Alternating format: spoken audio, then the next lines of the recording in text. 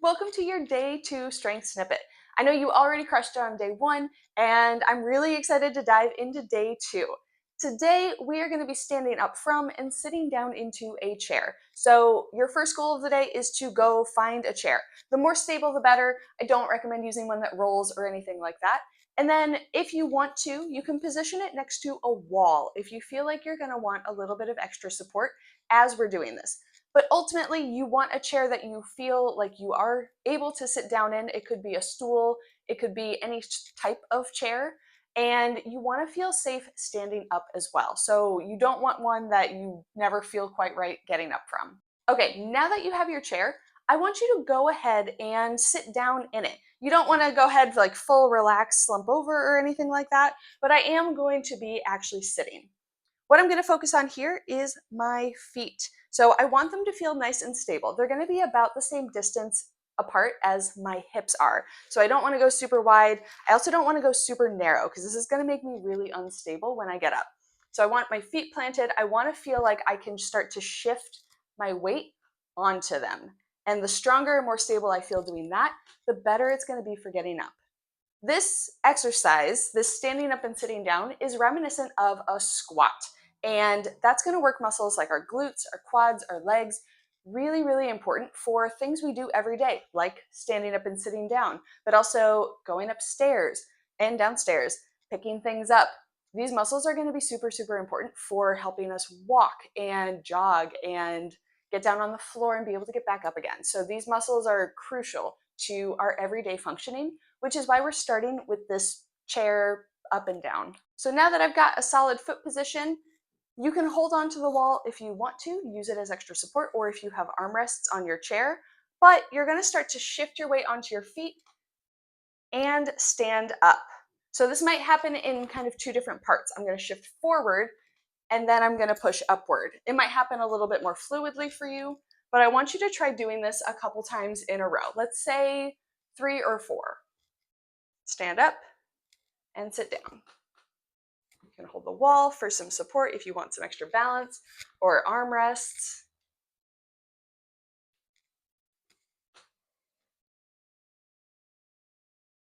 Something I like to do for this, if I don't really know what to do with my hands, I can hold them out straight. Sometimes this helps me balance. Or I can put them on my hips. You can try whatever feels good for you. Experiment with a couple different hand positions and see what feels best. Now, before we move on, I want to clarify something. You might have done squats before, you might have heard about squats before, you might have just been warned about squats. And one of those big warnings that people like to give is not letting your knees go over your toes. So right now, my knee is past my toes. That's actually completely okay. It can actually be more harmful to try to push your knees back, keep them behind your toes, instead of letting your body do what it naturally does. Everybody's body's going to move a little bit differently, so you can look in a mirror or film yourself if you really want to see what your knees are doing. But my main point is don't try to resist how your knees are moving. Don't try to pull them back for the sake of not going over your toes. So I might choose to put my feet a little bit more underneath me as I'm doing this up from the chair, and that's totally okay. Now, if it's causing pain in your knees, that's something else that needs to be addressed. So like, don't do something that's going to hurt yourself. But in general, our knees are meant to move this way. So now that we've talked about these, let's do a few more of them. So we're going to do 5 ups and back down again. So again, play with your hands, use support. You can even play with your foot position. I'm going to have one more tip for you when we come back, but for right now, let's start with number 1. 1,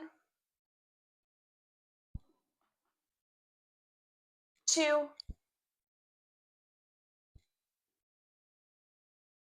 3,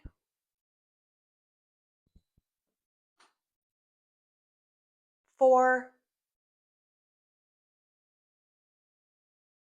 5. Yay, you did it!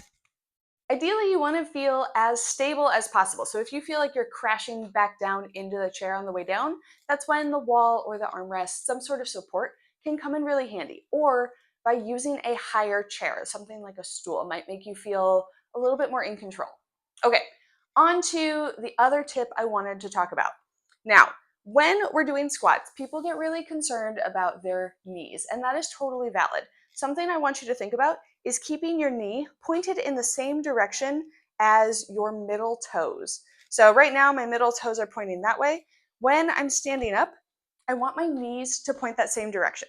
What this looks like is everything going in the same direction versus pointing in, which is not the same direction as my toes, or pointing out. Your body's going to have a different version of this. Like I've said before, it looks different for everybody, but the goal is somewhere within the range of the direction your toes are pointing. Now, this might change a little bit as you're actually standing. Your knees might dip in a little bit, but as much as possible, I want you to start thinking about keeping them in the same line. And that's really going to activate some of these muscles here in your glutes that are really important for helping us walk, sit, and all sorts of other things. So now with that one last tip, let's do it again. Let's do 5 more of these ups and downs. All right, so go ahead and set up. Make sure your feet are nice and secure on the floor. And 1, 2, 3, 4, and 5. Awesome.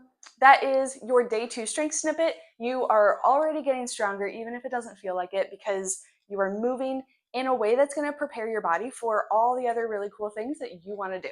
See you tomorrow.